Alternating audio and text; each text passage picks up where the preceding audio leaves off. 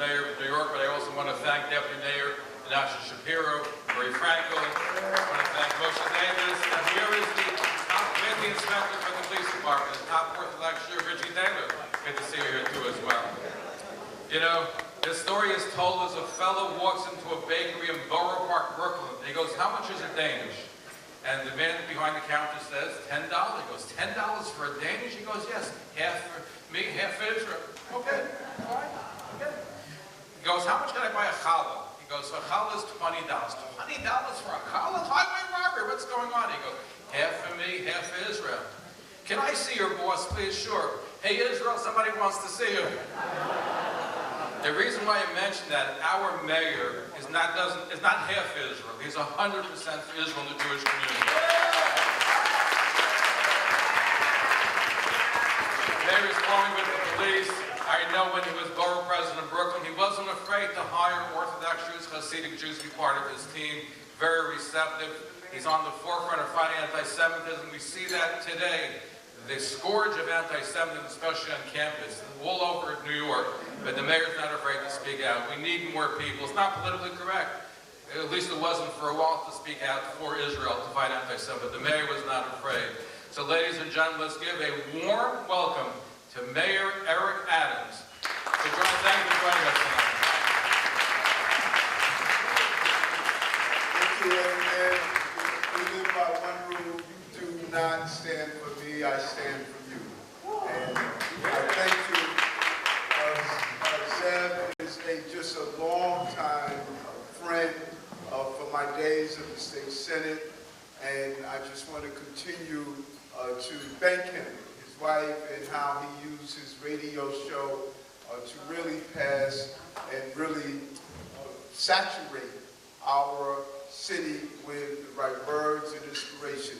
Let me say to you in the few moments as your program moves on, 75 years is a significant amount of time, and your commitment and uninterrupted dedication to ensuring to spread the faith and the commitment to be a light as we deal with some of the horrific conditions that we are facing across the globe. And a few weeks ago, I was at one of our schools where they were celebrating and doing their annual fundraising. And I shared with them what I would like to share with you. My son Jordan, who's now 29, when he was over 17, Jordan went to college for the first time in Washington, D.C., American University. And I traveled there to drop him off. And it was a traumatic experience for me, and going to the campus and speaking with the heads of the school, questioning them over and over again, and to finally one of the leaders realized that I was going through separation anxiety. He placed his hands on my shoulders and he told me, "Eric, I dropped my daughter off to school in Carolina." He knew what I was going through, and I said to myself, he gets it. He gets it. Jordan had hair on his face, his voice was deeper, but he was still my baby. He was an investment that I made for many years, watching him grow up to become a young man. And so I cannot place my hands on each one of your shoulders, but I want you to know this: I get it. I get it. I get it that you are watching anti-Semitism proliferate across our entire country and the entire globe.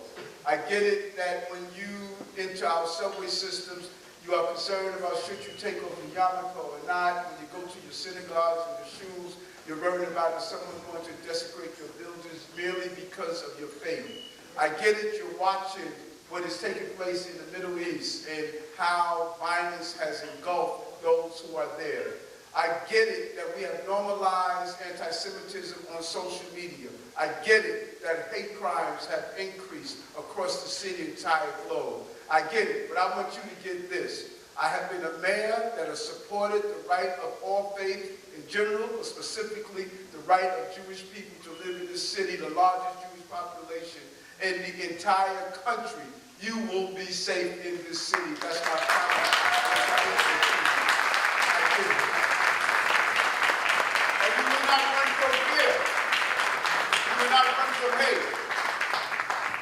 Being mayor is both substantive and symbolism. The substantive is bringing down crime, revitalizing our economy, building houses, making sure we're able to be in a peaceful place. But there's symbolism.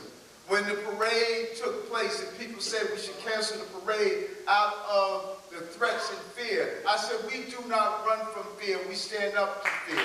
That's what we do.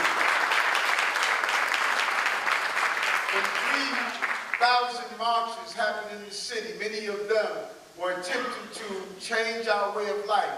The New York City Police Department stood firm and forceful and made sure that we did not have the destruction of property or loss of lives, because we have the best police force on the entire globe that understands. And making history, the first time in the history of the city, having a Jewish woman police commissioner to serve and look over the city of New York. So really, I see you back there, and it was a great accomplishment. So yes, I have been true and committed to this community, but you know what? This community has been true and committed to me. From Borough Park to Williamsburg to Flatbush to Rockaway, all throughout this city, when you find the Jewish community, you look and see where the numbers were when it was time for me to run for office. You were there. And I gave you a commitment and promise when I ran that I was not going to ever forget what you've done for me. I am the 110th mayor because you saw the vision that I saw. Finally, one of our own is the mayor of the city of New York. I am you. Same thing. I'm concerned about Jordan's future, like you're concerned about the future of your children. I'm concerned about the affordability of the city, like you're concerned about the affordability.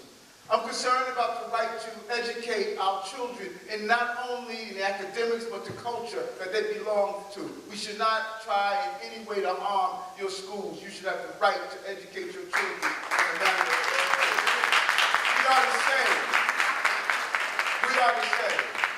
So I am you. That's why I'm here today.